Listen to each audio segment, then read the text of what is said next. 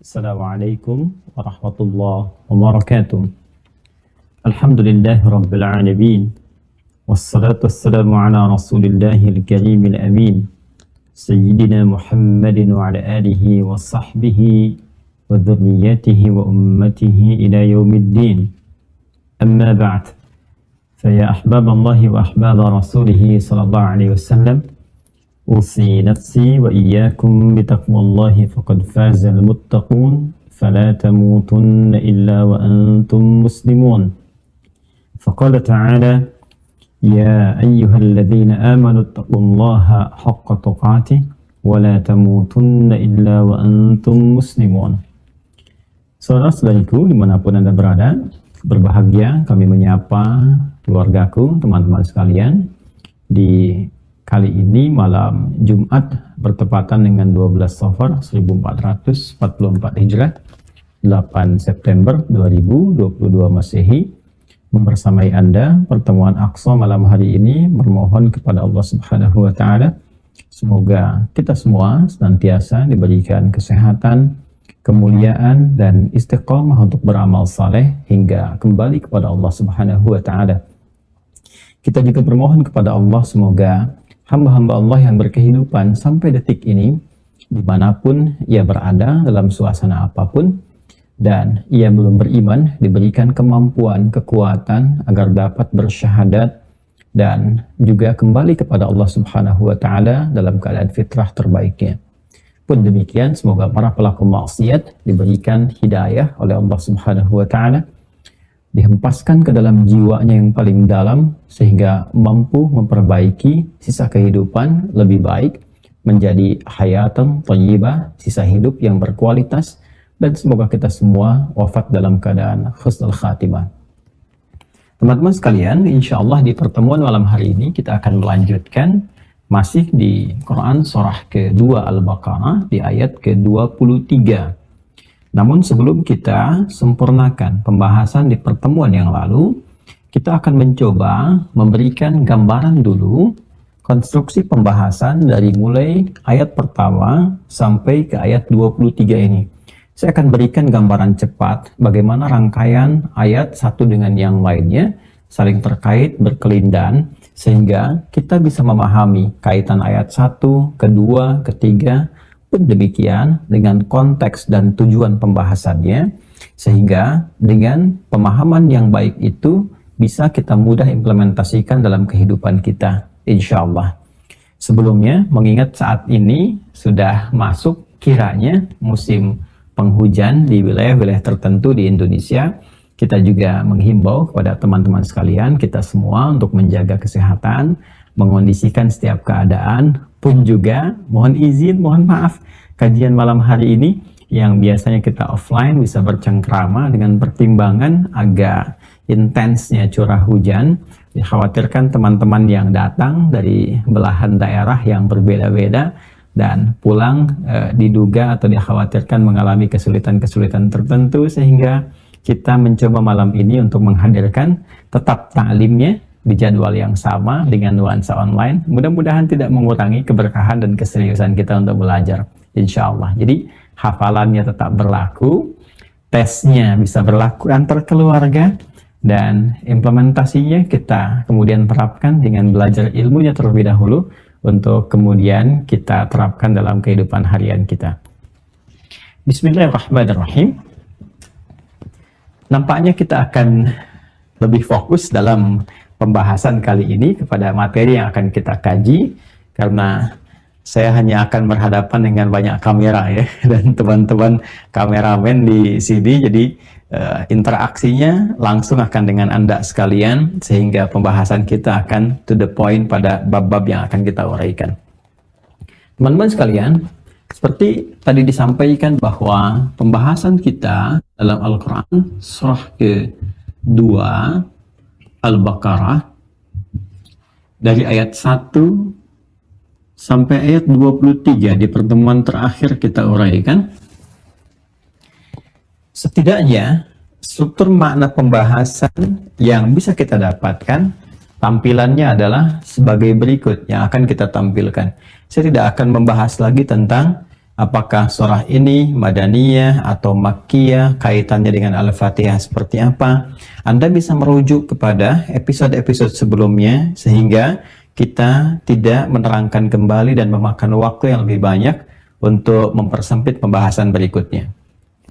Baik, rincian surah Al-Fatihah yang mulai dirinci di surah-surah berikutnya dimulai dengan Al-Baqarah dari ayat pertama sampai dengan ayat ke-20 seperti diuraikan di pertemuan sebelumnya. Allah Subhanahu wa taala menjelaskan kepada kita semua tentang klasifikasi manusia yang akan kita hadapi dalam konteks berkehidupan di dunia ini, baik dalam kaitannya dengan keyakinan mereka terhadap Al-Quran sebagai petunjuk berkehidupan, ataupun juga dalam kaitannya dengan pengaruh klasifikasi atau golongan-golongan dimaksud pada kehidupan kita saat kita mengalami interaksi sosial dengan golongan-golongan yang dimaksudkan. 1-20 memberikan rincian bahwa golongan pertama yang disampaikan oleh Al-Quran dengan golongan insan bertakwa dan berkategori golongan terbaik yang langsung dimuliakan oleh Allah Subhanahu wa taala di dalam Al-Quran. Tercakup keterangannya dari ayat pertama setidaknya sampai dengan ayat yang kelima. Golongan ini yang dijamin oleh Allah Subhanahu wa taala jika benar mempraktekkan ketakwaannya kepada Allah, dengan tentunya ini yang harus kita perinci kembali, teknis-teknis amalan yang mendukung kepada takwa itu, maka Allah jamin di ayat kelimanya, orang-orang ini akan mendapatkan kebahagiaan sejati dan selalu berada dalam naungan, perlindungan, pengawasan, dan ini yang paling penting, perhatian dari Allah Subhanahu wa ta'ala. Ulaika ala hudam min rabbihim wa ulaika humul muflihun. Ini golongan yang pertama. Silakan dirujuk pada keterangan sebelumnya detail tentang bagian pertama ini. Golongan yang kedua adalah orang-orang yang diklasifikasikan oleh Al-Quran dalam kaitannya dengan keyakinan terhadap Al-Quran sebagai pedoman berkehidupan, pun demikian dengan keyakinan terhadap Allah Subhanahu wa ta'ala sebagai Tuhan yang harus dipertuhankan, satu-satunya yang harus dipertuhankan, disembah dan mengatur kita dalam berkehidupan. Maka yang kedua ini masuk atau dikategorikan oleh Al-Quran dengan golongan yang ingkar, kaum kufur, kafaru. Maka yang golongan kedua ini dibagi kepada dua bagian. Ada yang sifatnya memang belum atau tidak beriman. Saya mendahulukan kata belum karena saya berharap orang-orang yang belum beriman dan masih berkehidupan juga dapat mampu menjadikan sisa hidupnya untuk beriman kepada Allah sehingga membersamai kita semua dalam konteks mempertanggungjawabkan hidup kita saat kembali pada Allah Subhanahu wa ta'ala. Namun juga di antara mereka ada yang memilih untuk tidak beriman sampai akhir wafatnya. Tidak beriman. Tidak beriman, ya, iman itu lawannya adalah kufur. Tidak beriman, orang yang beriman disebut mukmin, tidak beriman disebut dengan kafir. Perbuatannya disebut dengan kafar, jamaknya disebut dengan kafaru. Innal ladzina kafaru sawa'un 'alaihim a'anzartahum am lam tunzirhum la yu'minun. Baik, golongan yang ingkar ini, yang kafar ini nanti terdiri dari dua bagian.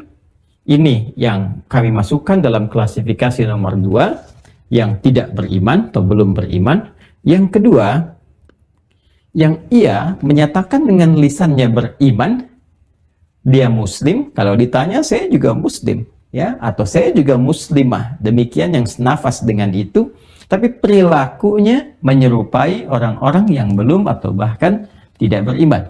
Mengatakan dia muslim, tapi tidak mau sholat misalnya. Karena standar pembuktian iman yang pertama adalah sholat. Bukti Anda beriman dan mengakui Allah sebagai satu-satunya Tuhan dan berkomitmen menyembahnya, maka dibuktikan lewat sholat. Karena itu dalam kualifikasi golongan yang pertama, di ayat yang ketiganya, iman disandingkan dengan sholat. Alladzina yu'minuna bil ghaib wa yuqimuna sholat. Maka di sini kita akan temukan, kita tempatkan pada golongan yang ketiga, orang-orang yang mengaku muslim, mengaku muslimah atau memeluk Islam, namun perilakunya mengingkari keimanannya. Ingkar yang kedua dari golongan yang mengaku atau mengklaim dirinya sebagai muslim, namun perilakunya membersamai atau menyerupai orang-orang yang belum atau tidak beriman.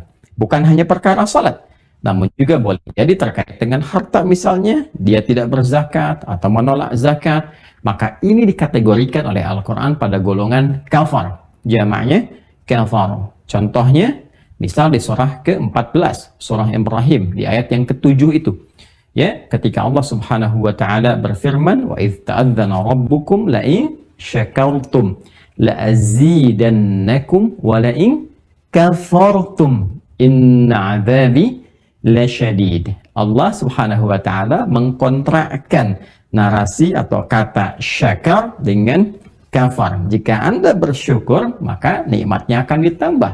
Syukur dari harta itu diantara pembuktiannya dengan zakat, dengan infak. Ada orang diberikan harta berlebih, dia mengaku seorang muslim tapi enggan untuk berzakat. Okay? Maka oleh Al-Quran dikategorikan pada golongan ingkar, kafar. Walaupun mengaku muslim, tapi dia tidak mempraktikkan nilai keyakinannya, bahkan lebih menyerupai kepada orang-orang yang bahkan belum beriman. Ini golongan ketiga ini, 2 dan 3, diwakili oleh ayat yang ke-6 sampai dengan ke-7. Mengingatkan kembali. Jadi dalam kehidupan kita, boleh jadi kita akan bertemu dengan orang-orang terbaik. Ya, even itu Anda di kantor, bertetangga, di pergaulan sosial, di tempat-tempat manapun. Ya, di kantor bahkan bisa berbeda-beda, bisa di birokrasi, di diplomasi, di militer, ya, dan sebagainya. Kita akan temukan tipikal orang baik, yang senang berbagi, yang taat, spiritualitasnya tinggi, ya kan?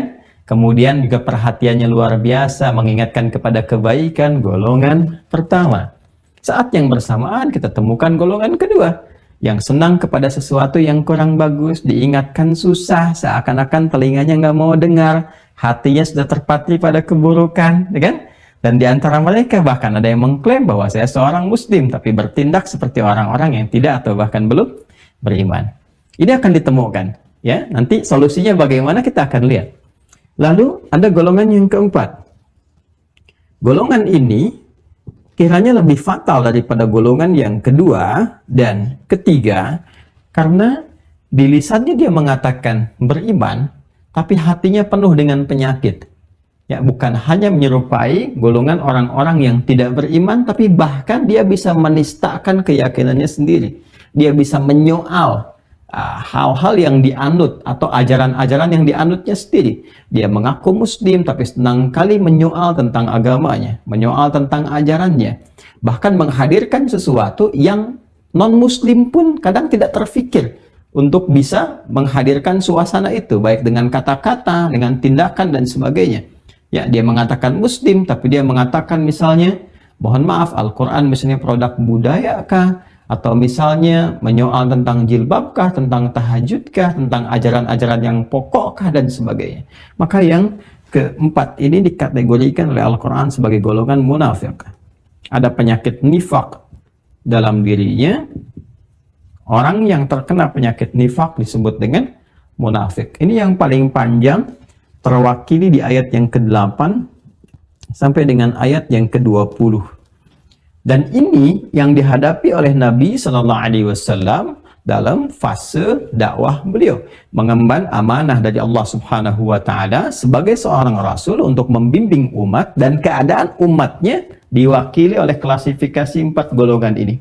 Jadi ketika beliau mulai ditugaskan, ada yang langsung yakin, orang baik, berjuang bersama beliau, memperbaiki lingkungan, berdakwah demi hadirnya kemaslahatan dalam berkehidupan, bertoleransi yang baik bahkan pada yang belum beriman, membangun kesejahteraan, membangun masyarakat madani, dan seterusnya, seterusnya, seterusnya. Saat yang bersamaan, ada fase Mekah misalnya, yang terlihat langsung memusuhi, bukan hanya ingkar.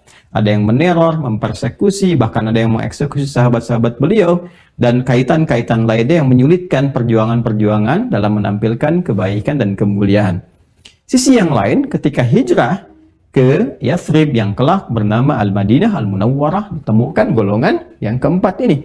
Orang-orang munafik yang mengatakan, kami membersamai Anda ya Rasulullah. Kadang terlihat sholat di belakang Nabi tapi tidak serius. Di belakang menyiapkan makar, menyiapkan tipu-tipu, menyiapkan rekayasa, menyiapkan hal-hal yang bahkan menyakiti bukan hanya orang Islam tapi kepada ajaran Islam sendiri. Dan saat yang bersamaan dia mengatakan sebagai seorang Muslim. Maka ini golongannya diwakili oleh golongan yang keempat, diterangkan di ayat 8 sampai 20 dan telah kita tuntas terangkan tanda-tandanya.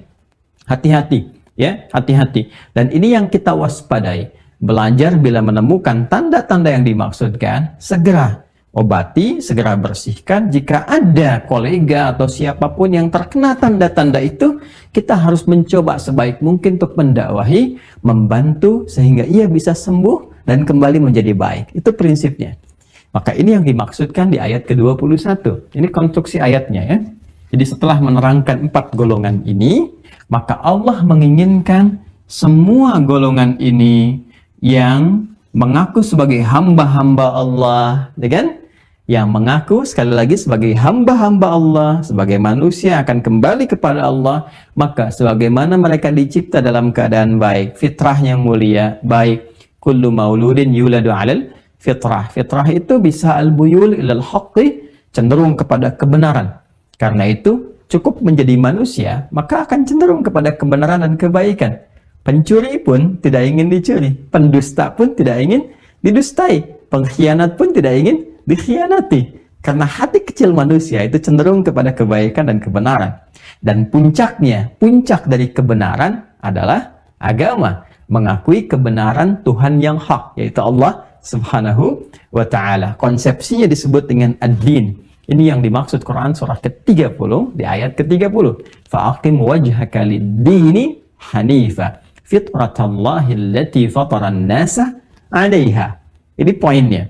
Maka Allah menginginkan orang-orang yang baik, yang dicipta ya dengan keadaan yang terbaik ini. Laqad khalaqnal insana fi ahsani taqwim, dan yang pencipta adalah Allah yang maha baik. Innallaha thayyibun la yaqbalu illa thayyiba. Ya, Allah maha baik, mencipta hambanya dari kadar yang baik. Hanya sayang, kadang-kadang pergaulan, lingkungan memberikan pengaruh-pengaruh terhadap dia. Plus dengan provokasi setan yang bahkan kita punya kemampuan untuk menghindari tapi memilih untuk mengikuti. Ini problemnya.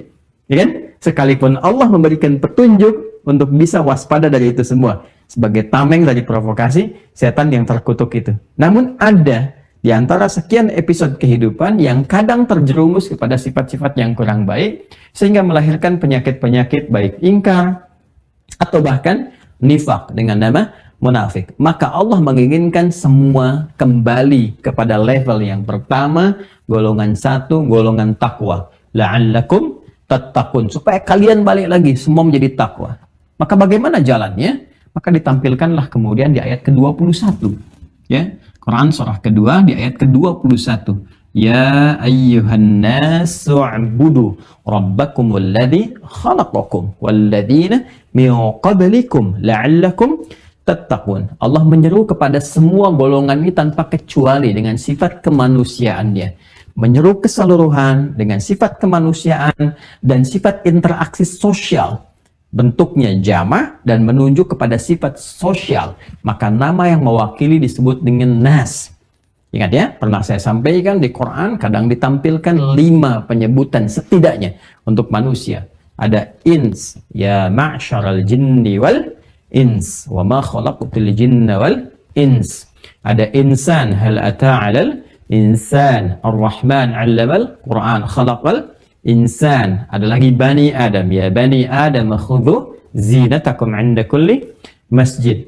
Ada lagi bashar, qul innama ana basyarum mithlukum. Ini disebutkan dalam bentuk jama' menunjuk pada sifat sosial. Ya ayyuhan nas, hai semua manusia tanpa kecuali. Yang merasa dekat dengan Allah, yang menengah ataupun yang jauh ingkar, jauh dari Allah subhanahu wa ta'ala. Saya ingatkan kata Allah, saya tegaskan ayyuha. Ayyunya munada, hanya tanbih. Hai semua manusia tanpa kecuali. Maka jalannya adalah u'budu rabbakum, balik kepada Allah. Ya, bangun jembatan untuk kembali mengenal Allah. Ya, kembali kemudian untuk mengesahkan Allah, kembali beribadah kepada Allah, kenali Allahnya, kenali siapa itu Allah. Ya, kemudian kenapa harus dipertuhankan, pahami dengan baik. Lantas kita bangun jembatan setelah paham, mengerti, dan mampu mendalami bahwa ini yang harus kita pertuhankan. Dan paham, yang tidak punya sifat-sifat begini itu bukan Tuhan. Maka setelah itu bagaimana kita menuhankan Allah, kita mesti belajar dari situ. Kalau mampu membangun jembatan sehingga mampu mendekat kepada Allah dengan baik, dekat dengan pencipta, dekat dengan yang memberikan kebutuhan kita, maka apa yang sulit bagi Allah untuk memperhatikan kita? Kedekatan kita yang dalam kepada Allah, bukankah itu yang disebut dengan takwa? Ya, maka jalan dari takwa adalah ibadah. Di puncak kedekatannya adalah takwa, jalannya disebut dengan ibadah. Maka Allah berfirman, ya ayyuhan nasu u'budu rabbakumul ladzi khalaqakum walladzina min qablikum. Jangan pun Anda, kata Allah. Ya, jangankan Anda, orang dulu pun begitu. Kalau ingin sukses, ingin baik, dunia akhirat sampai kembali kepada Allah, maka bangun hubungan baik. Anda tak punya hubungan baik dengan teman, dengan kolega, dengan kerabat, tak bisa akses. Kan? Nah, sekarang tidak punya hubungan baik dengan Allah, mau lari kemana? Ya, meninggalkan dunia, ya kembali kan ke akhirat. Ya, tetap dalam kuasa Allah subhanahu wa ta'ala. Maka bangun hubungan baik dengan Allah, dekati Allah lewat skema takwa tadi. Kan dengan cara ibadah, kalau itu bisa dilakukan, maka kita akan balik kepada golongan pertama. Jangankan kita, orang dulu pun begitu. Walladzina min qablikum la'allakum tattaqun. Ya, supaya kalian masuk dalam golongan yang pertama. Meningkat takwa kalian, mendapatkan jaminan-jaminan yang telah disebutkan itu. Maka Allah menegaskan, hei, aku kan yang menciptamu. Aku paling tahu tentang engkau. Jangan bertanya lagi. Kenapa engkau harus tanyakan, kenapa menyembahmu ya Allah? Aku yang mencipta engkau, aku yang tahu tentangmu. Dari mana engkau berasal, bagaimana kehidupanmu, kemana engkau berakhir. Aku yang paling tahu, kata Allah. Jangankan engkau, bahkan alam yang engkau diami pun, bumi pun, bahkan langit pun, bahkan segala yang ada di dalamnya, itu dalam kuasamu, kata Allah. Kalau engkau sekarang tinggal di bumi, melihat ke atas, ada langit, ada bintang gemintang, ada keindahan, sekarang merasakan turunnya hujan, Anda lihat lautan dan sebagainya, segala yang di langit dan di bumi, kata Allah, dia dalam kuasaku. Maka ayat ke-22 menegaskan tentang sifat-sifat kekuatan, kemampuan, dan kemahakuasaan Allah subhanahu wa ta'ala, yang sifatnya menguatkan dan menegaskan kemampuan hamba untuk berpikir. Ini supaya kita berpikir, ya, supaya kita berpikir bahwa memang kita mesti memahami dengan baik bahwa Allah pencipta kita yang mendesain semua kebaikan, dan memang secara mutlak kita harus melakukan penghambaan mutlak kepada Allah subhanahu wa ta'ala. Dengan cara berpikir ini, kalau kita mengerti yang menciptakan ini siapa, yang mengatur ini siapa, nanti ada ayat-ayat lain yang mendialogkan itu dengan akal kita, sehingga nalar kita bisa memahami dengan sempurna, ya kan? Maka kalau kita sudah paham, ya, maka dengan mudah kemudian kita akan mempraktekkan perintah yang ada di ayat ke-21 untuk kembali melakukan penyembahan mutlak atau penghambaan mutlak kepada Allah subhanahu wa ta'ala.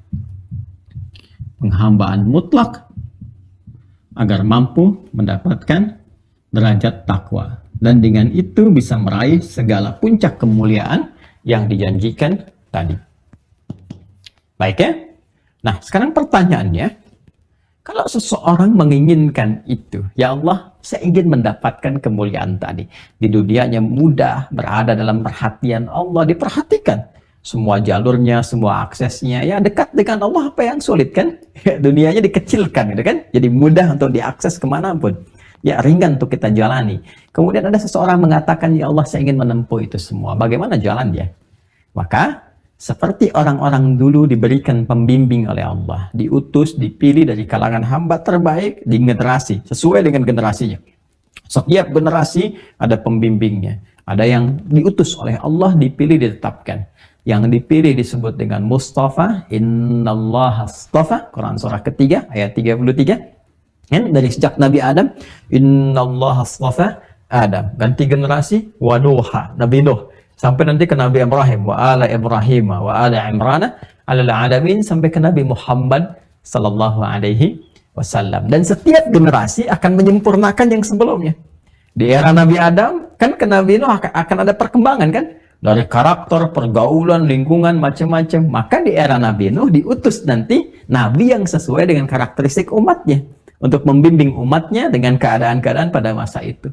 Demikian terus sampai ke eranya Nabi Muhammad sallallahu alaihi wasallam. Semua terakumulasi. Ya, kegiatan-kegiatan di masa lalu, perkembangan masyarakatnya, kemajuan yang dicapainya, setiap zamannya itu akan mengalami karakteristik-karakteristik tertentu. Sekalipun nilainya bisa serupa, tapi karakternya bisa berbeda. Keadaan yang tampak tidak akan sama. Ya, zaman kita sekarang dengan 10 tahun ke belakang, tentu kita dapatkan perbedaan-perbedaan dari perkembangan teknologi misalnya, pengetahuan dan sebagainya. Tapi indahnya di akhir masa sampai kehidupan berakhir, Allah mengutus seorang rasul, Nabi yang sangat mulia, yang lahir di tempat termulia, di waktu yang sangat mulia, dengan pedoman kehidupan yang disiapkan sampai dengan kehidupan ini berakhir. Jadi walaupun nabinya wafat, pedomannya, ya, pedoman kehidupannya disebut dengan hudan. Dan hudan ini sudah melekat, saya sudah pernah sampaikan dari era Nabi Adam sampai kehidupan berakhir. Adam alaihissalam, Hawa alaihissalam, turun keduanya ke bumi, mendapatkan hudan, pedoman berkehidupan. Quran surah kedua Al-Baqarah ayat 38. Kita masih di ayat 23, nanti saat masuk ke 38 kita akan masuk ke situ. Qul ihbitu minha jami'a fa imma ya'tiyannakum minni hudan. Dapat hudan. Ya, saya lompat ke era Nabi Musa juga, hudan juga. Ya, wa ataina Musa al-kitaba wa ja'alnahu hudan li bani Israil. Ya, wa ataina Musal kitabah. Quran surah ke-17 ayat kedua, ya kan? Dan kami berikan, kata Allah, dengan keagunganku kepada Musa itu kitab, yaitu Taurat. Wa ja'alnahu huda li bani Israil. Kami jadikan pedoman berkehidupan. Taurat itu pedoman berkehidupan. Untuk siapa? Umatnya Musa di masa itu, di generasinya. Ya. Kemudian Nabi Isa mendapatkan Injil fi hudan. Disebutkan di Al-Maidah juga, ya, di dalamnya ada hudan. Jadi pedoman berkehidupan untuk umat di masa itu saja. Ya, kemudian di era Nabi Muhammad SAW sampai akhir zaman itu bukan lokal skupnya, ya, dan tidak terbatas generasi, ya, sampai akhir kehidupan. Maka diberikan Al-Quran. Al-Quran ketika diturunkan itu jelas lafadznya, tujuan diturunkannya Quran, lafadznya menunjuk kepada hudan. Quran surah kedua Al-Baqarah ayat 185. Ya, syahrul Ramadan alladzi unzila fihi al-Qur'an hudan linnas. Karena itu, di ayat ke-23 Allah memberikan penegasan bahwa yang mampu membimbing kita untuk kembali melakukan penghambaan kepada Allah dengan cara yang benar, secara mutlak, agar kita mampu bertakwa kepada Allah dengan sempurna. Dan dengan takwa itu kita bisa meraih kebahagiaan, ketentraman, kesenangan dalam berkehidupan di 3 alam. Dunia, alam kubur, sampai akhirat. Maka ikuti petunjuk Rasulnya. Rasul ini akan membawa hudan, pedoman atau kitab berkehidupan, pedoman berkehidupan, yang di dalam kitab ini ada kurikulum hidup kita. Yang kalau diikuti dengan baik, ini akan membimbing kita bagaimana cara beribadah kepada Allah, bagaimana meningkatkan takwa. Isinya akan dijelaskan oleh Rasul yang mulia ini. Diterangkan caranya, diterangkan bagaimananya, ya, diterangkan mempraktekannya. Sehingga orang-orang yang mampu belajar dari sini, dipraktekkan dan mengikuti bimbingan Rasul mulia ini, maka dia akan beralih statusnya. Bahkan sekalipun dari orang tertinggal misalnya, menjadi orang-orang yang berkemajuan, berperadaban, bahkan mungkin menjadi orang terbaik di masanya. Ini yang menjadikan era jahiliyah dengan segala puncak akumulasi keburukannya, Semua ada di situ. Kalau kita ingin turunkan perzinahan, mabuk-mabuk, pembunuhan, macam-macam, ada semua di situ. Tapi Allah sekali lagi tidak menurunkan tongkatnya Nabi Musa untuk merubah mereka, atau mukjizat Nabi Isa alaihissalam yang mengurap untuk bisa merubah mereka. Tidak. Allah menurunkan Al-Quran sebagai pedoman berkehidupan. Hasilnya jahiliyah berubah menjadi khair ummah. Anda bandingkan kehidupan Umar bin Khattab misalnya di jahiliyah dengan saat masuk Islam. Bagaimana perubahan terjadi? Bagaimana dunia bisa ditaklukkan dan menghasilkan. Ini poinnya.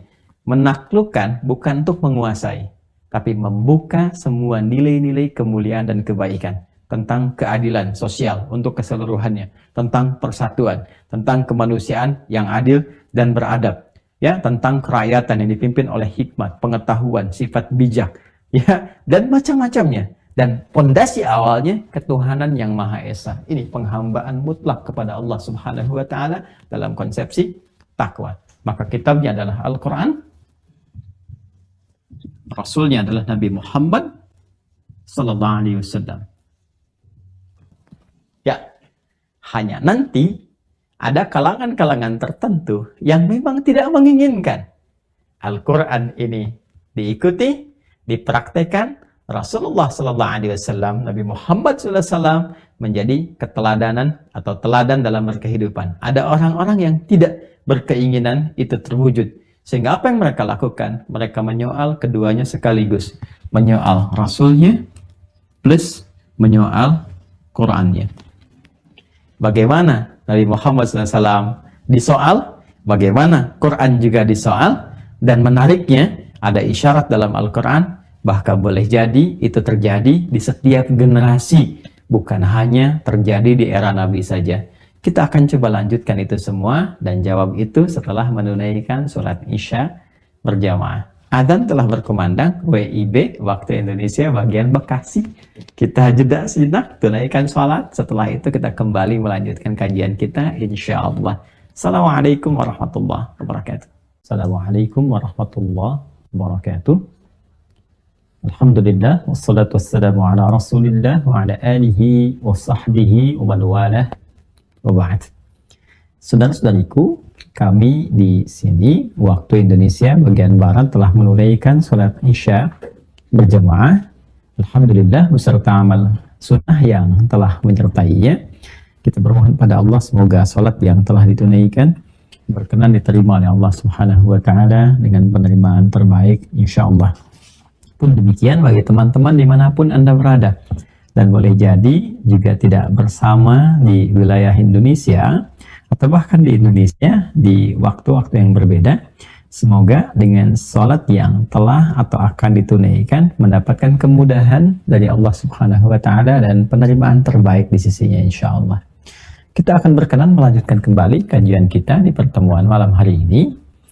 Kembali ke papan tulis yang telah kita uraikan dengan skema pembahasan yang telah ditampilkan dari ba'da maghrib tadi. Sekarang kita akan lanjut pembahasan kita di titik ini, teman-teman sekalian.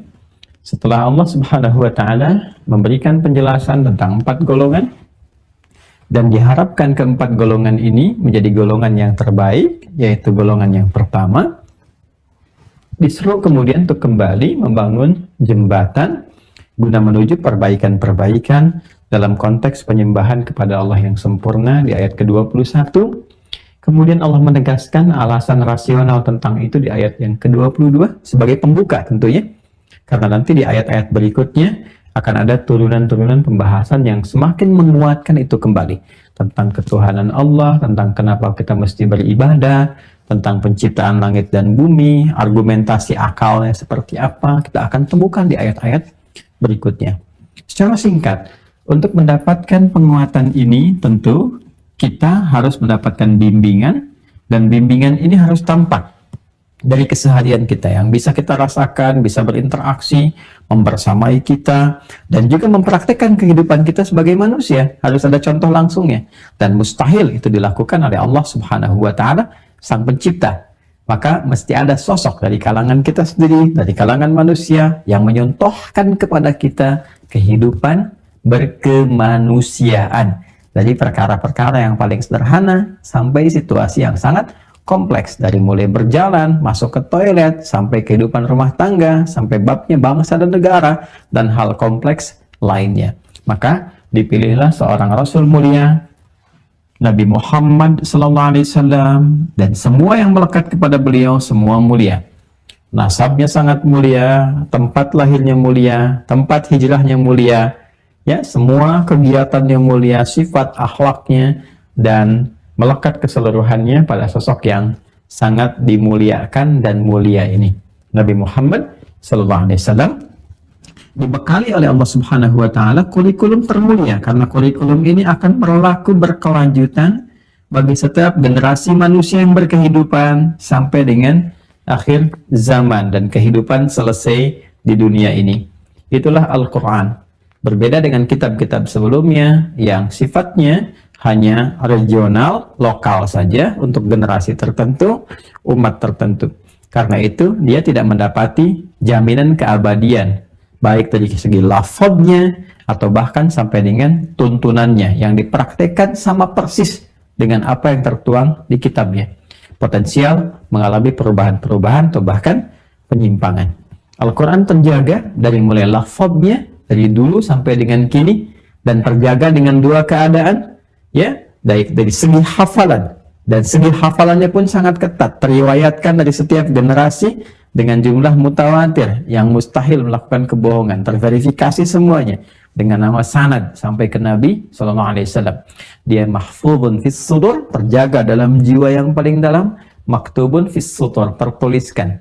Jadi keduanya bisa saling menguatkan. Apa yang dituliskan dicek oleh hafalan, apa yang ada di hafalan dicek lewat tulisan. Inilah Al-Quran. Surah ke-15 Al-Hijr di ayat yang ke-9.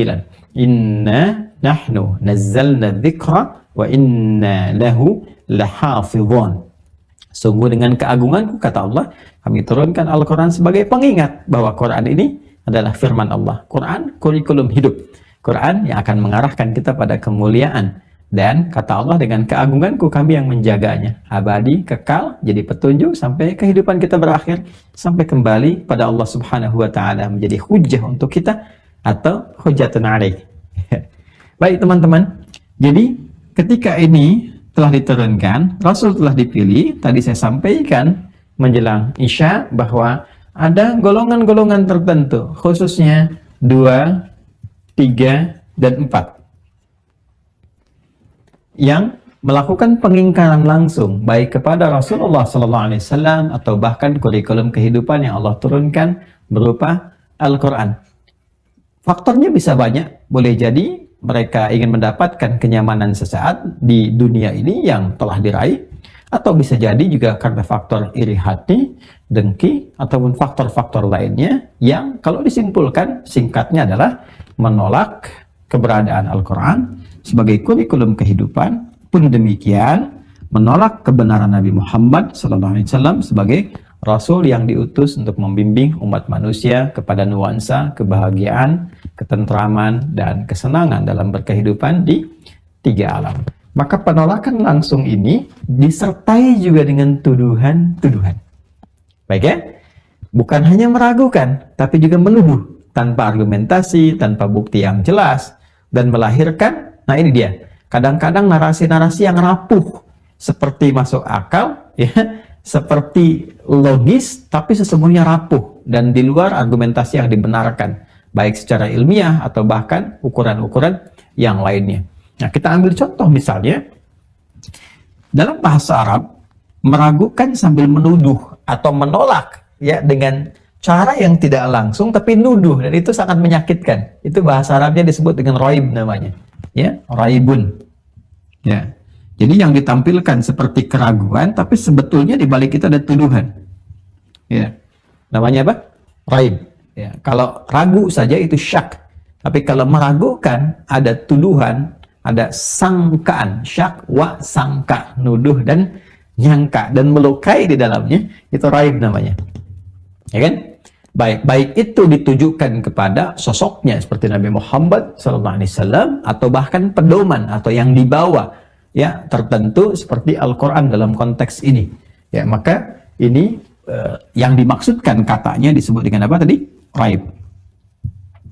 Apa di antara tuduhan yang disematkan kepada Rasulullah SAW bersamaan itu dengan Qurannya? Jadi sekaligus nih, ya yang disoal itu bisa Qurannya. Jadi kalau Qurannya disoal kan hilang nubuat Nabi Muhammad SAW.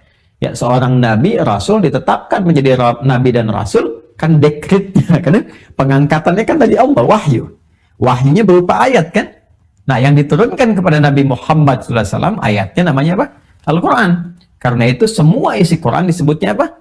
Ayat. Dengan turunnya surah Al-Alaq ayat 1 sampai dengan 5, Iqra bismi rabbikal ladzi khalaq, sampai dengan ayat kelima itu, maka dengan turunnya ayat ini Nabi Muhammad SAW ditetapkan, diangkat sebagai Nabi dan Rasul. Jadi kalau yang disoal ayatnya, disoal Qurannya, dijatuhkan ini, maka tujuan akhirnya adalah menjatuhkan kredibilitas sekaligus penetapan Nabi Muhammad SAW sebagai Nabi dan Rasul. Maka kadang-kadang mereka langsung menyoal Nabinya, kadang-kadang langsung menyoal Qurannya. Ya, seperti yang pernah saya sampaikan di Quran surah ke-69 itu kan, surah Al-Haqqah ya, Quran surah ke-69. Ya, bisa dicek kembali ya, ayat 41 sampai dengan 42 ya, atau dari ayat 40 lah bisa sampai dengan 42. Ya, ini kan terkait dengan Quran. Nanti ketika masuk ke ayat 41-nya, 42-nya tegas sekali disampaikan. Ya, mereka berkomen bahwa oh ini nih, Quran ini produk sihirnya Muhammad sallallahu alaihi wasallam karena mampu memengaruhi orang lain, dan mereka menyimpulkan ini sihir gitu kan. Atau mereka langsung mengatakan oh ini mantranya Muhammad sallallahu alaihi wasallam, ini dukun baru nih ya, kekinian, bisa memberikan mantra-mantra sehingga memengaruhi orang-orang. Ya, sehingga yang tadinya menyembah ya sesuatu yang dipertuhankan sekarang bergeser, meninggalkan kerabatnya, keluarganya, bersikap yang baru, padahal itu semua bagus kan? Dan diakui sebagai sesuatu yang baik. Tapi karena memang mau nuduh, dituduhlah Nabi Muhammad SAW. Maka Allah kemudian membantah, wa ma huwa biqauli sahir, ya kan? Dan juga disebutkan setelahnya wa ma huwa biqauli kahin, ya kan? Yang sebelumnya qalilan ma tu'minun, setelahnya qalilan ma tadhakkarun, ya. Dan memang mereka tidak beriman, tidak yakin ini. Ya, anzartahum am lam tunzirhum la yu'minun, mereka tidak beriman, tidak berfikir, dan tidak ada argumentasinya. Jadi Nabi Muhammad SAW sekaligus Qurannya dituduh sebagai produk, ya, produk sihir. Kemudian juga apa lagi? Produk perdukunan, dukun. Ya, nanti puncaknya ditegaskan juga di surah Al-Mudaththir. Ya, di surah Al-Mudaththir, surah yang ke-74 ya. Baik, di ayat 24 sampai 25. Silahkan dicek ya teman-teman. Quran surah 74 ayat 24 sampai 25. Ya kan? Ada ayatnya? Faqala in hadza illa sihri yu'thar, in hadza illa qaulul bashar. Ada ayatnya? Ya, maka mereka komen tuh. Ketika Quran diturunkan, kata-katanya begitu dalam, maknanya begitu tinggi, kemudian menyentuh kepada jiwa yang sangat dalam, beda dengan syair yang mereka biasa buat. Kan saya pernah sampaikan di pertemuan yang lampau, orang-orang jahiliyah pada masa itu begawannya ya puisi. Mereka mudah sekali membuat puisi, sastra, tinggi sekali kalimatnya, lafadznya sangat sempurna, ujung-ujungnya pas, bagus, formulasinya tinggi, sampai nanti suatu saat muncul ilmu arud. Ya, kesempatan berbeda nanti kita bisa ulas. Sebelumnya telah saya sampaikan juga beberapa hal terkait dengan itu. Maka mereka mencoba mengatakan, oh ini produk sihirnya Muhammad SAW, sihir dari kata-kata. Ya, makanya ada ungkapan mengatakan dari sebagian kata-kata itu seperti magic, bisa memengaruhi orang lain. Mereka mengatakan ini sihir yang diwariskan. Sihr yu'thar, dari sihir yang diwariskan dari sebelum-sebelumnya sehingga punya kemampuan memengaruhi orang lain. Itu tuduhan mereka. Dan puncaknya di ayat 25 mereka mengatakan, ya, mereka mengatakan in hadza illa qaulul bashar, dan ini sebetulnya produk manusia biasa. Produk manusia biasa. Nah, karena ada statement ini yang paling menarik. Mereka mengatakan ini produk manusia biasa, ini bukan firman Tuhan, ini bukan firman Allah, ini buatan-buatannya Muhammad SAW saja. Muhammad seorang dukun baru, kan Muhammad seorang penyihir yang punya kemampuan mengaruhi orang dan sebagainya, ini produk manusia biasa. Maka Dari situlah kemudian turun tantangan dari Allah secara langsung. Kalau kalian memang nuduh Muhammad SAW, ya kan? Tanpa argumentasi yang jelas, kalau tiba-tiba nuduh, tuduhannya disematkan, tapi nggak punya pembuktian, buktinya mana? Gitu kan? Baik, kalau Muhammad SAW seorang tukang sihir, buktinya mana? Ya kan? Tentu akan punya kemampuan sihir seperti tukang sihir yang lain. Kalau beliau SAW dituduh sebagai seorang dukun, buktinya mana? Karena dukun itu kan punya standar, ya standarnya begini disebut dengan dukun, nggak begini bukan dukun dia. Kan? Seorang penyair punya standar, ya standarnya ini ada 16 kan rumusnya disebut dengan bahar itu. Ya kalau dia bisa membuat sesuatu kalimat dengan rumus ini, rumus tawil misalnya kan, tawilun lahudun al-bukhari fadailu fa'ulun mafa'ilun fa'ulun mafa'ilu, maka ini penyair. Kalau bukan dengan formulasi itu, kami bisa disebut seorang penyair. Ada syarat-syaratnya tertentu. Ya? Tapi mereka mengatakan, ya terlepas dari itu, ini produk manusia biasa. Maka turunlah kemudian ayat-ayat tantangan. Baik di fase Mekah, yang mewakili golongan 2 dan 3 ini. Saking kagetnya tadi geser ya. Ataupun golongan munafik di Madinah ini. Ya. Di Mekah nanti, turun ayat-ayat merespon itu. Seperti contoh Quran misalnya, dari surah ke-17 ya Al-Isra ayat 88. Sebelumnya bahkan di Quran surah Hud surah 11 itu kan ayat 13. Nanti bahkan sebelumnya lagi di Quran surah Yunus surah 10 kan ayat 37 sampai 38. Lalu di Al-Qasas juga ada Quran surah ke-28 ya. Di ayat 49. Ya. Ini fase Mekah. Jadi ketika di Mekah mulai disoal, kan? Kemudian dituduh tanpa alasan, tanpa argumentasi dan sebagainya, turun ayat-ayat ini. Seperti nanti tadi saya tuliskan pertama Quran surah 17 Al-Isra ayat ke-88. Ya Allah sampaikan, "Kulla ini ijtama'atil insu ya wal jinnu ala an ya'tu bimithli hadzal Qur'an la ya'tuna bimithli walau kana ba'dhum li ba'din dhahira." Ya kata Allah ya, kalau engkau sanggup, ya engkau datang aja. Buat semisal ini. Nanti ada tawaran bikin 1 surah, bikin 10 surat sesuai dengan urutan ini. Ya kalau engkau mengatakan ini produk manusia, engkau juga manusia kan? Bahkan engkau bertutur yang juga paling fasih di masanya. Engkau ahli sastra, ya penyihirnya kau benar-benar penyihir, dukunnya kau benar-benar dukun. Hei dukun di kalangan jahiliyah, engkau katakan ini produk dukunisasi. Nah, bikin yang semacam ini kalau engkau bisa. Kau katakan ini produk sihir, engkau yang penyihir buat semacam ini. Kau katakan ini produk manusia, bikin yang seperti ini kalau mampu. Ya, kalau mampu kata Quran itu. Ya, logikanya kan begitu. Jangan Anda menuduh tanpa argumentasi, jangan memberikan statement tanpa bukti, apalagi penuh dengan kedengkian. Itu ajaran yang sangat indah. Ya. Dan ingat baik-baik teman-teman sekalian, ingat baik-baik ya. Kalau di Quran tidak disebutkan kapan kejadiannya, siapa tokoh sentralnya, ini menunjukkan kesan bahwa itu potensial terjadi lagi di setiap masa dengan tokoh-tokoh yang berbeda, tapi dengan substansi yang serupa. Jadi kalau ditarik ke nuansa kekinian, ada nggak yang sekarang menyoal Nabi Muhammad SAW? Ada. Ada yang menghina beliau? Potensial ada. Ada yang merendahkan beliau? Potensial ada. Dan kita sebagai umatnya, ya sudah dibimbing bagaimana cara membela. Ya, membela dalam konteks ini adalah membela kehormatan Nabi Muhammad SAW dan menjelaskan kebenarannya supaya tahu, supaya ringan hisab kita di hadapan Allah Subhanahu wa Ta'ala. Ini menunjukkan kecintaan kita. Salah kalau ada orang mengatakan narasi Nabi Muhammad gak perlu dibela, dia kan kekasih Allah. Bukan. Pembelaan kita, bukti cinta kita kepada Rasulullah. Itu poinnya. Ya kan? Ya, Anda kalau lihat anak Anda dilecehkan, ya kan? Anda membelanya, padahal anak Anda punya kemampuan, bahkan dia lebih kuat dibandingkan dengan Anda. Ya, dia seorang binaragawan, badannya lebih kekar, kemampuannya tinggi, tapi Anda sebagai orang tua, Anda membelanya. Ya, anak Anda tentara misalnya, jenderal, sudah punya bintang dan sebagainya, dilecehkan oleh orang lain. Anda bapaknya, bahkan bukan jenderal, bukan bintang, bukan tentara, Anda akan tampil membelanya. Kenapa? Bukan karena Anda melihat anak itu tidak punya kekuatan, tapi lebih Anda ingin menampilkan bahwa penjagaan kehormatan dan cinta Anda kepada anak Anda. Demikian sebaliknya, orang tua kita dilecehkan, padahal orang tua punya kemampuan, misalnya dia punya kedudukan dan sebagainya, dia dilecehkan. Tapi kenapa kita bergerak sebagai anak yang mungkin tidak punya kedudukan yang serupa? Karena cinta dan penghormatan kepada orang tua. Dan perintah untuk mencintai Nabi itu melebihi cinta kita bahkan kepada kedua orang tua, bahkan diri kita sendiri. Paham? Ya. Baik.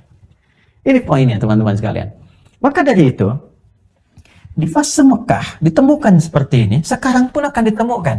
Boleh jadi ada orang yang belum kenal, di bahasa kami ya, dengan Nabi Muhammad SAW, dari kalangan orang yang belum beriman, non-muslim. Mungkin belum kenal Nabi, tapi berpotensi dia akan menghina, melecehkan dengan bentuk-bentuk yang berbeda, bikin karikatur kah, gambar kah, bikin novel kah, macam-macam kah. Ya, tapi intinya melakukan suatu tindakan kekerasan terhadap Nabi Muhammad SAW yang bahkan belum pernah dilihat. Ya.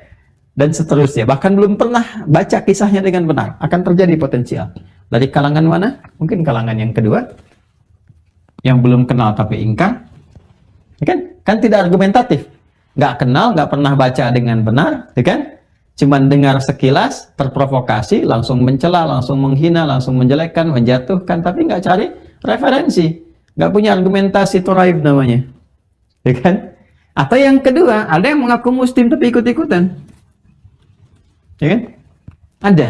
Bahkan yang lebih parah daripada itu adalah fase ini, fase nifak. Nifak itu kan tempatnya Madinah. Waktu itu, penyakit yang marak di kalangan masyarakat Madinah. Kalau munafik di Mekah, nyaris tidak ditemukan karena hitam putih keadaannya.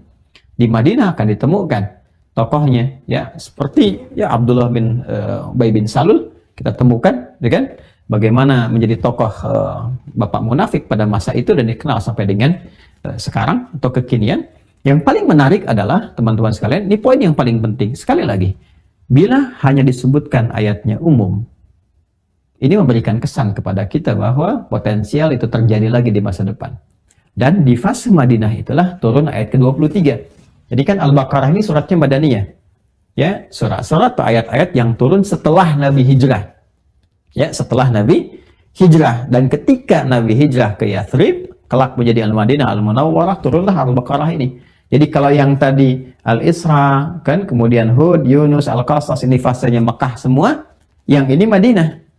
Ya, dalam konteks Madinah itu setelah hijrah maksudnya, karena Madaniyah itu ba'da hijrah. Makkiyah sebelum hijrah. Karena hijrahnya dikenal ke Madinah, maka umumnya orang-orang mengatakan di Madinah, gitu kan? Walaupun tidak semua ayat yang turun atau surah yang turun setelah hijrah posisinya di Madinah, bisa di tempat-tempat yang lainnya. Nah, kembali ke sini teman-teman sekalian, maka penyoalan terhadap Rasulullah SAW termasuk kepada Al-Quran potensial dilakukan bukan hanya oleh orang-orang yang belum beriman, yang belum kenal Nabi seutuhnya, tapi yang paling menyakitkan dan menyedihkan kadang-kadang akan potensial terjadi oleh orang-orang yang munafik. Dia mengaku muslim, tapi karena terkena penyakit tertentu, bisa karena akumulasi maksiat, bisa karena provokasi setan, ya untuk urusan dunia tertentu. Ini kan kalau sudah makan sesuatu yang haram, jadi penyakit kan. Ingat loh ya, ya mengkonsumsi sesuatu yang haram itu jadi penyakit. Ya hasil judi, itu hati-hati tuh, jadi penyakit tuh. Nanti kebawa kemana-mana tuh. Ya pasti udah lekat tuh. Judi itu nanti gambarannya, kalau sudah jadi candu, racun, nanti kemana-mana. Ya, paling minimal nanti temannya minuman. Setelah itu nanti perzinaan. Itu udah pasti tuh. Puncaknya pembunuhan. Ya, puncaknya apa? Pembunuhan. Jadi itu sudah lekat tuh. Dan sejarah sudah membuktikan itu. Jadi kalau kita ngaji dengan teliti, baik di Quran, di hadis, kemudian dilihat di sirah, itu seperti itu. Karena itu racun.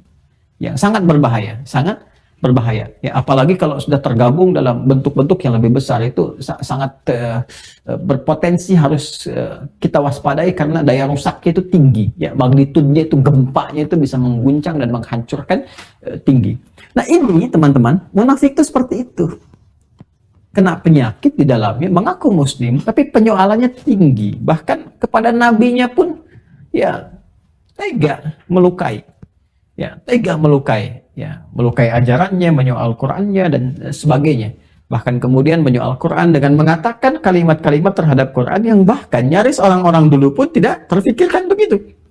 Orang dulu kan mengatakan nih produknya manusia biasa, gitu kan? Dituduh kemudian dari hasil dari perdukunan, sihir, dan sebagainya. Orang sekarang bisa mengatakan dengan yang bahasa halus, tapi dalam maknanya. untuk merusak itu semua. Ini produk budaya. Kalau sudah budaya kan melekat dengan kulturnya, ya kan? Ya, dengan tipologi masyarakatnya. Karena ini Arabnya tempo dulu, ya ini budayanya untuk budaya Arab tempo dulu. Yang kekinian pun Arab kekinian belum tentu cocok, apalagi untuk di luar Arab misalnya. Maka dimunculkan kesannya seakan-akan Islam itu identiknya dengan Arab. Maka dimunculkan gerakan-gerakan anti-Arab, dilekatkan Islamnya ke Arab, maka muncul kata-kata yang tidak pantas, tidak elok. Bisa terjadi. Ya, bisa terjadi. Tapi saat yang bersamaan pengaruh-pengaruh yang paling nyata, misal datang dari Barat secara langsung, atau dari negara-negara tertentu yang jelas-jelas bertentangan, bahkan dengan dasar-dasar tempat di mana seseorang itu menetap. Ya, seperti kita di Indonesia misalnya, kita punya falsafah Pancasila, punya nilai ketuhanan, ya, yang Maha Esa, sampai 5 sila itu, kemanusiaan yang adil dan beradab, persatuan Indonesia, kerakyatan dipimpin oleh hikmat, kebijaksanaan dalam permusyawaratan, perwakilan, keadaan sosial bagi seluruh rakyat Indonesia. Kayak itu gambaran frame-nya. Ya, maka apakah semua budaya yang datang ke kita lantas kemudian ya bisa sejalan dengan itu? Ya, falsafahnya kan kalau sejalan diterima, kalau tidak sejalan, gitu kan? Apalagi bertentangan kan langsung ditolak. Ya, nah sekarang coba kita lihat secara historikal, secara sejarah. Apa pernah ada Arab bisa menjajah ke Indonesia setelah menjadi Indonesia, atau sebelum jadi Indonesia, atau sebaliknya? Justru kemerdekaan itu justru disupport oleh orang-orang yang datang dari Arab, ya, dan mereka adalah Muslim, datang ke Nusantara ini bersatu padu dan melahirkan bersama-sama Negara Kesatuan Republik Indonesia. Ini contoh saja, contoh berkehidupan. Saya ingin tarik kembali kepada Quran, kepada hadis, kepada Nabi Muhammad SAW, karena seringkali kita dapatkan seakan-akan Islamnya dikesankan dengan sebuah kultur, sebuah budaya, sehingga akhirnya ada kesimpulan bahwa Quran itu produk budaya. Sehingga kalau produk budaya boleh disesuaikan, boleh dirubah. Ini yang sangat berbahaya. Karena itu, kalau kita runtut-runtut gak akan jauh. Semua itu nasabnya, sumbernya, kalau nggak ke sini, larinya pasti ke sini. Ya, kalau nggak di sini, larinya pasti ke sini. Ya, itu akan ditemukan. Ya, kalau di kalangan orang yang belum beriman, boleh jadi akan ada riset, mungkin membentuk sebuah semacam akademi atau sekolah untuk mencari kelemahan Quran, bisa jadi. Ya, atau kelemahan dari sisi kerasulan, bisa jadi. Tapi sayang, ini sudah berlangsung 15 abad, tidak pernah ditemukan formula untuk bisa melahirkan itu, tidak. Kenapa? Nanti jawabannya banyak ditafsir. Termasuk nanti kita akan baca beberapa kitab tafsir. Karena memang ada jaminan dari Allah langsung yang menyampaikan kalamnya. Quran itu kalam Allah, bukan produk manusia, bukan makhluk. Ya, maka Allah yang berkenan untuk menjaganya. Ini yang tidak memungkinkan bagi setiap manusia untuk bisa menghasilkan segala hal, atau bahkan ingin membuat atau menyerupai atau bahkan sekedar mirip dengan Al-Quran. Ini poinnya. Nah, jadi ini situasi yang terjadi, teman-teman sekalian. Maka dalam situasi inilah turun ayat yang ke-23, wa in kuntum fi raib. Kan? Wa in kuntum fi raibim mimma nazzalna ala abdina. Mimma, maknya lari ke Al-Quran. Nazzalna ala abdina. Abdina lari ke Nabi Muhammad SAW. Jadi Allah langsung menyatukan keduanya. Ya. Allah menyampaikan, hei, jika kalian menuduh, meragukan, tapi disertai dengan tuduhan, tapi tanpa argumentasi. Nah, ini pelajaran penting. Ya, pelajaran penting kepada kita semua selaku insan beriman. Boleh memberikan pandangan. Ya, boleh memberikan pandangan. Bahkan sebagian mengatakan ini kritik misalnya, kan? Ya, yang sifatnya apa? Sifatnya punya argumentasi yang membangun, yang positif. Dan Quran juga indahnya mengatur lagi, sampaikan dengan cara-cara yang tidak melukai. Kan? Cara-cara yang menyentuh kepada hati yang benar, kepada pikiran yang jernih. Bukan untuk menyingkirkan seseorang, melukai kehormatan seseorang. Silahkan tampilkan. Jadi kalau ingin menyampaikan pandangan, boleh, mengkritik, boleh. Tapi, kata Quran, harus punya argumentasi. Jangan sudah menyoal, tapi nggak punya bukti, nggak punya argumentasi. Sifatnya hanya senang nyoal-nyoal saja, bahkan jadi pekerjaan harian. Itu yang berbahaya. Kalau itu sudah menjadi pekerjaan harian, rutinitas, seakan-akan jadi jasa pada keburukan, itu yang paling bahaya. Itu yang paling bahaya. Ya, dan itu sumbernya pasti cuma dua ini. Ya, Imma ada orang yang belum kenal dari kalangan yang belum beriman, atau orang yang mengaku muslim tapi berpenyakit, kalangan munafik. Dicari di setiap zaman pun kembalinya pasti ke sini. Dan tidak rasional. Ya nuduh aja. Tapi kalau diajak diskusi, ya nggak akan ketemu karena tujuannya pekerjaannya cuma nuduh, bukan mencari argumentasi. Ini poinnya. Ini akan ada, ya, akan ada di setiap generasi. Ya, maka nanti ada obatnya. Kita sudah diberikan jalannya. Ada jalannya, cara menghadapinya bagaimana, secara elegan bagaimana, kapan ada ruang untuk diskusi, kapan diskusi itu tidak bermanfaat. Ya, kenapa? Karena yang dikejar dari kalangan orang-orang tertentu bukan diskusi, ya cuma ingin ramainya aja, cuma ingin viralnya aja, ya. Dan dibalik dari semua itu, ya keuntungan dunia yang sesaat itu yang mesti penting-penting untuk diketahui, ya. Ingat itu. Balik sini. Wa in kuntum fi raibin mimma nazzalna ala abdina. Kalau kalian memang meragukan, bukan sekedar ragu, kalian menuduh, kan, merendahkan baik Al-Qur'an ataupun hamba terbaik kami. Di kalimat abdun pernah saya sampaikan di pertemuan lalu, tidak disebutkan bahkan dalam Al-Qur'an kecuali menunjuk kepada tingkat kasih yang paling tinggi dari Allah Subhanahu wa Ta'ala kepada hambanya. Karena itu, hamba-hamba Allah kalau dipuji oleh Allah, itu tingkat tertingginya menggunakan kalimat abdun.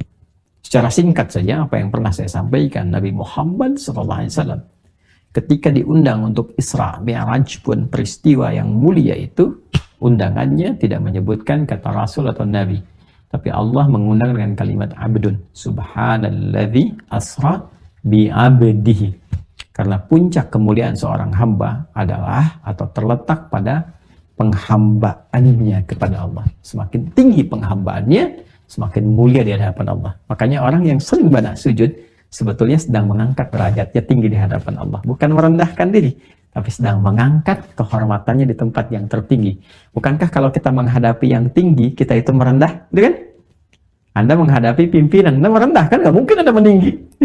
Meninggi selesai kata Anda kan? Ya kan? Anda menghadapi pimpinan, bos Anda, pimpinan Anda akan merendah. Dan merendah itu adalah jalan untuk menuju sesuatu yang tinggi. Dengan merendah, pimpinan Anda meninggikan Anda. Dia sopan nih, bagus nih, naikin karirnya, gitu kan?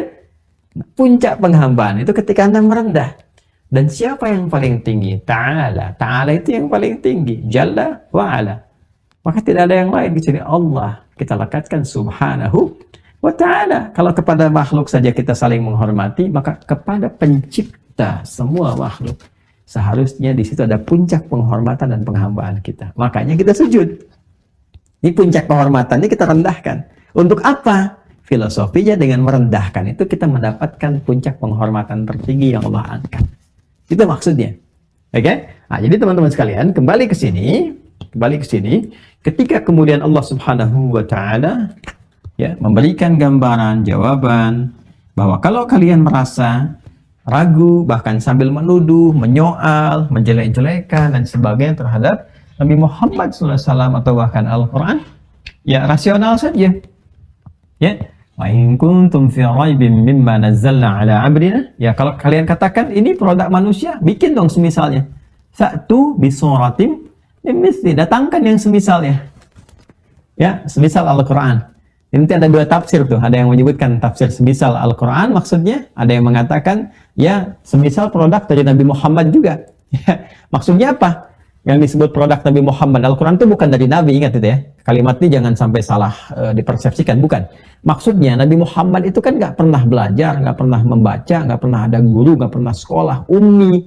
Jadi ada yang menafsirkan, kalau memang ingin membuat, coba dari yang sama dengan Nabi juga, yang ummi juga, yang nggak pernah sekolah juga, mampu nggak bikin begini, kan? Ya, mampu nggak menyampaikan kalimat-kalimat ini, itu maksudnya. Ya, jadi karena Al-Quran kita tetapkan bukan makhluk, bukan produk manusia, tapi firman Allah Subhanahu wa Ta'ala. Jadi kita ingin tegaskan bahwa yang paling sahih nanti tafsiran yang menyampaikan mithli di situ kembali ke Al-Quran. Ya, fa'tu bi suratin min mithli, maka silahkan buat semisal Al-Quran ini, karena engkau mengatakan produk manusia, maka bikin, Anda pun kan manusia.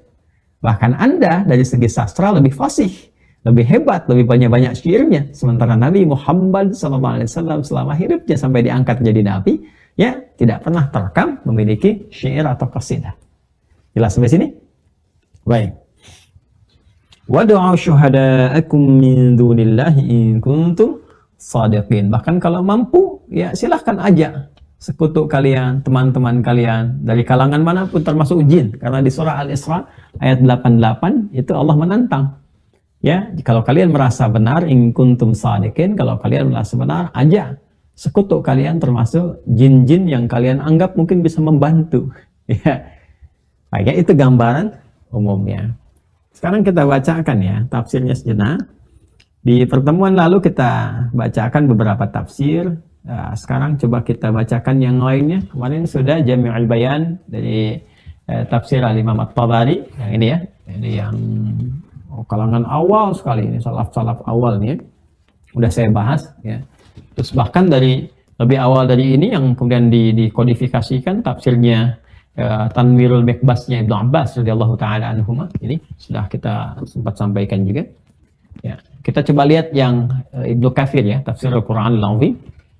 Ini pun nanti akan menyebut beberapa tafsir yang coba kita sebutkan. Ada beberapa yang sudah kita tampilkan. Bismillahirrahmanirrahim. Thumma syara'a ta'ala fi taqririn nubuwwati ba'da an qarrara annahu la ilaha illahu. Kemudian Allah Subhanahu wa Ta'ala setelah menegaskan di ayat ke-21 bahwa tidak ada Tuhan yang layak dipertuhankan, yang disembah kecuali Allah Subhanahu wa Ta'ala saja, dan menyembah Allah adalah jembatan untuk menuju takwa seperti yang pernah tadi saya sampaikan. Maka Allah pun kemudian menerangkan tentang ketetapannya untuk mengangkat Nabi Muhammad Sallallahu Alaihi Wasallam yang menjelaskan kepada kita bagaimana cara menyembah Allah sekaligus mempraktekkan, mengimplementasikan petunjuk yang terangkum dalam Al-Quran itu.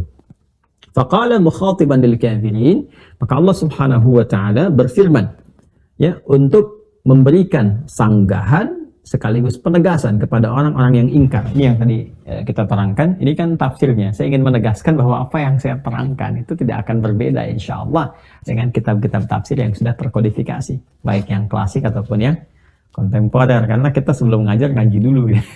Ngaji dulu, kumpulin dulu ya, pelajari ini isinya begini ya, kaitannya begini baru kemudian kita berani menyampaikan, bukan dari pendapat pribadi ya. Waliyadu billah.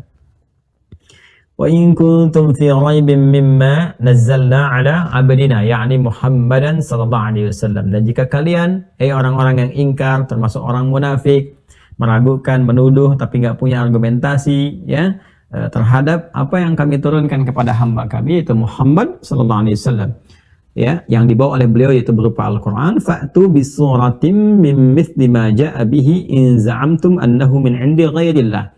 Maka silahkan bikin yang semisalnya. Kamu kan mengatakan itu produk manusia, maka kamu pun pasti bisa buat.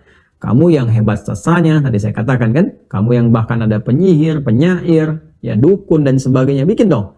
Ya kata Allah, bahasa kitanya begitu ya. Silahkan bikin jika kalian mengira ya bahwa Al-Quran itu bukan dari Allah atau bukan firman Allah Subhanahu wa Ta'ala. Fa'aridhuhu bimithli ma ja'a bihi. Kemudian silahkan tampilkan, presentasikan ya seperti halnya Al-Quran disampaikan kepada kalian. Ya Muhammad SAW nggak pernah menyembunyikan. Jadi ada ayat beliau sampaikan. Ya, beliau bacakan, isinya diterangkan. Ya, kalian juga silahkan, jangan sembunyi-sembunyi, jangan malu-malu, bikin aja satu surat aja kata Allah, nggak usah banyak-banyak. Satu surat bikin. Lalu setelah itu coba presentasikan, tampilkan.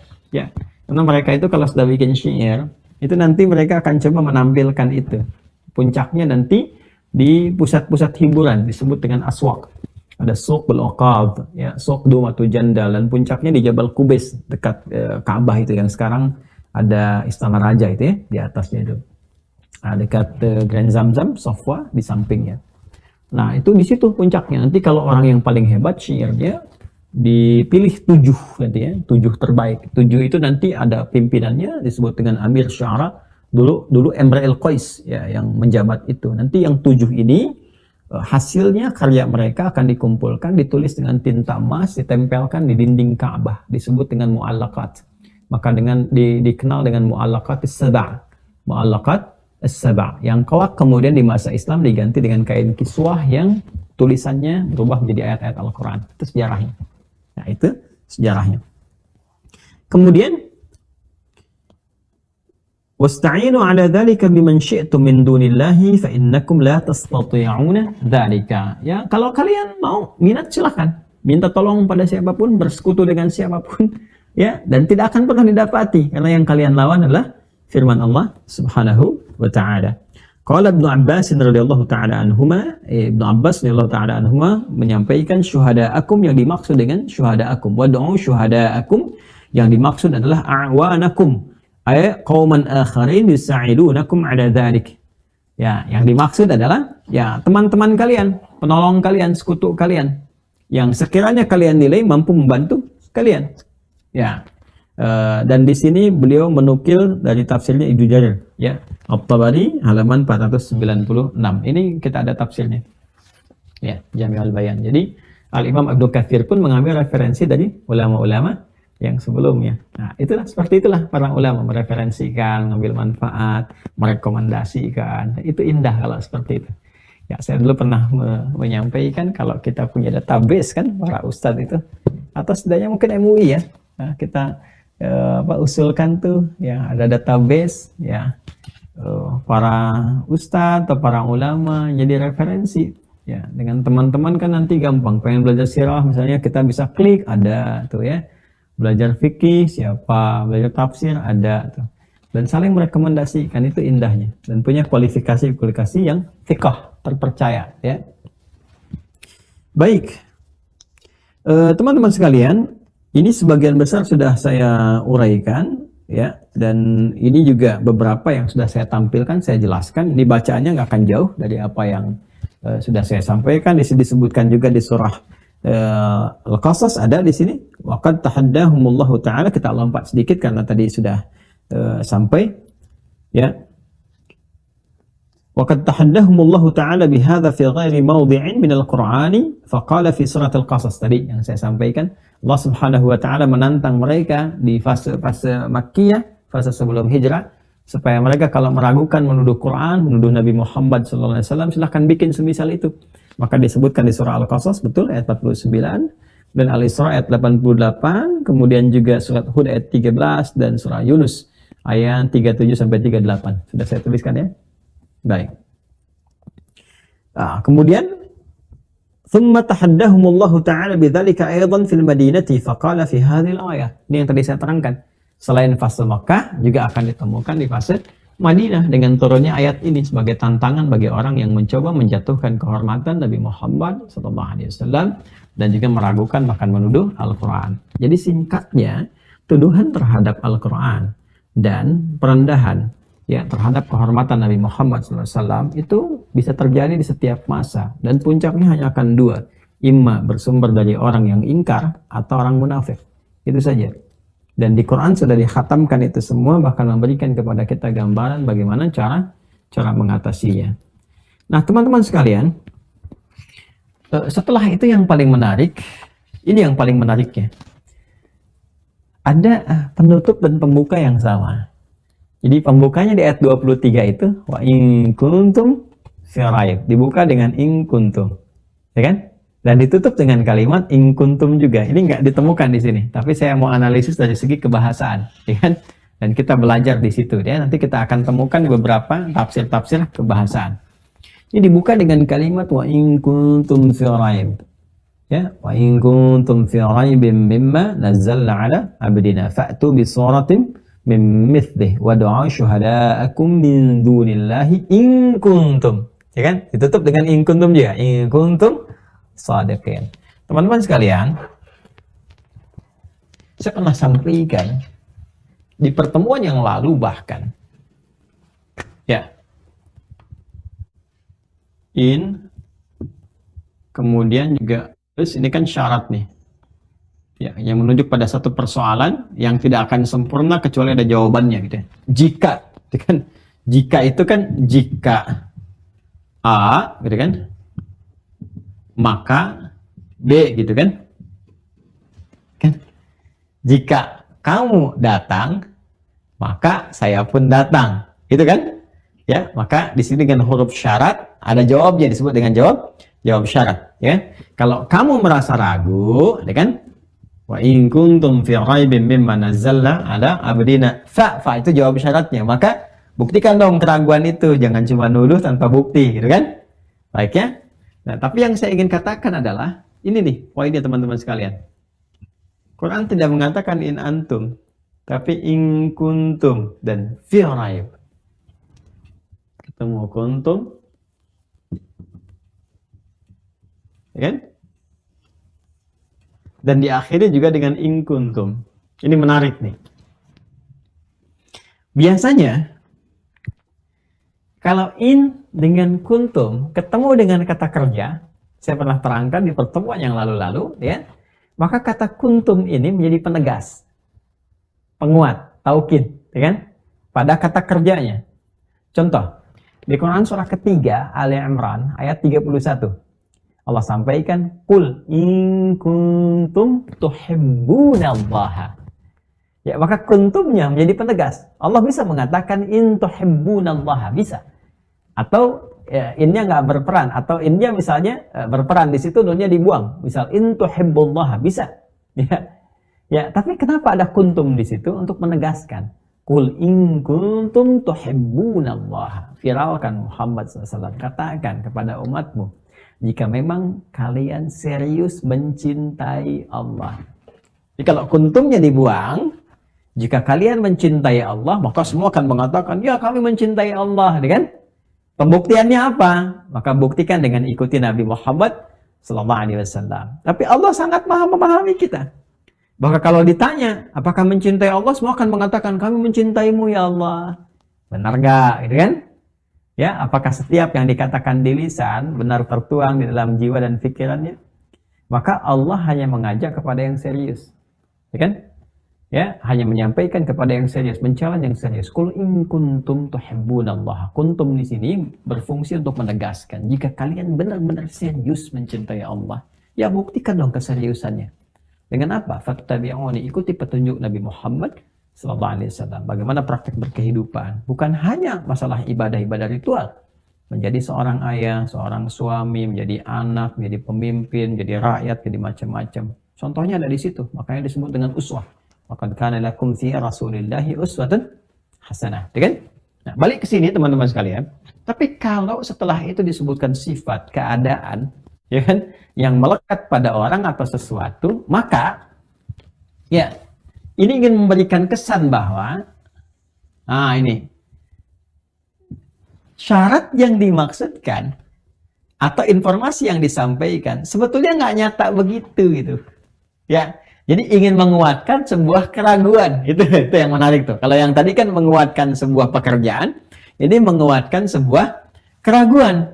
Jadi kalau dikatakan misalnya wa in kuntum fi raib mimma nazzalna ala abdina. Jika kalian memang merasa ragu, menuduh, ya kan? Dengan apa yang kami turunkan, dengan kekuatanku, kami turunkan kepada Nabi Muhammad SAW, mereka benar-benar nuduh tuh.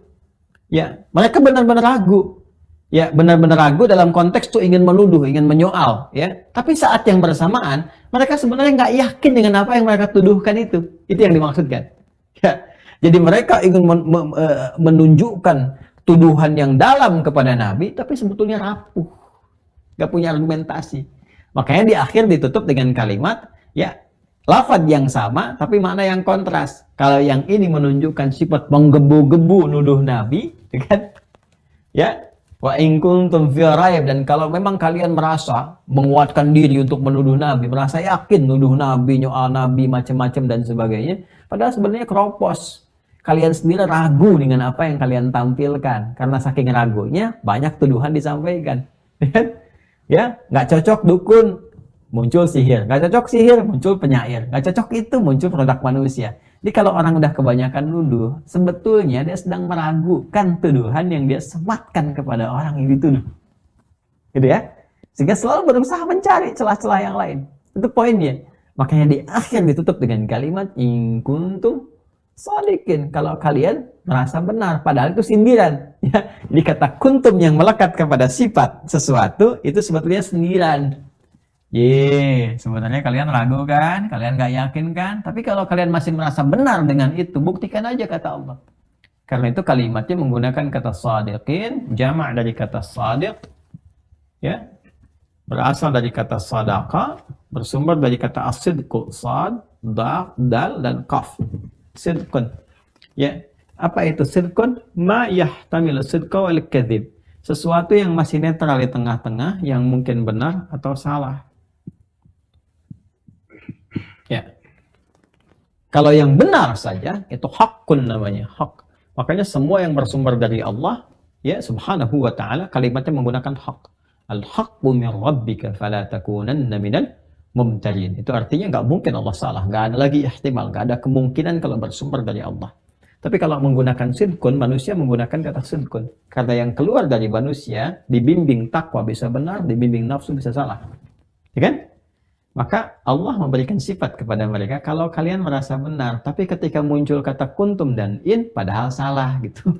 Itu maksudnya. Ya, kalian ini nuduh kencang-kencang begitu, nggak punya argumentasi, buktikan dong. Padahal kalian sendiri merasa sebetulnya kalian salah, cuman merasa benar aja. Gitu kurang lebih kalimatnya. Ya, nah ini poinnya. Wah, dalam ya, kalau kita belajar Quran itu, Masya Allah, bacanya kan beda ya. Ya, bacanya beda. Nah itu teman-teman sekalian poinnya. Maka setelah itu daripada capek-capek, ya kan, nuduh-nuduh nggak betul, kemudian menyoal-nyoal yang tidak benar terkait dengan Quran ya, teman-teman sekalian, dan pembahasan ini maksudnya, maka nanti akan muncul ayat ke-24 untuk menegaskan, sudah jangan buang-buang waktu, daripada di dunia juga capek, lelah, pekerjaannya juga ya tidak bermanfaat, banyak mengumpulkan madarat. Ya, jangankan Allah yang marah, manusia lain pun ikut marah gitu. Ya, silahkan aja kalau kita menyalahi fitrah, jangan kita lah ya, ada orang lain aja. Kalau ada orang lain menyalahi fitrah, anti kebenaran, sengaja bikin onar dan sebagainya, jangankan Tuhan, jangankan Allah, manusia lain pun bisa ikut tidak senang. Ya kan?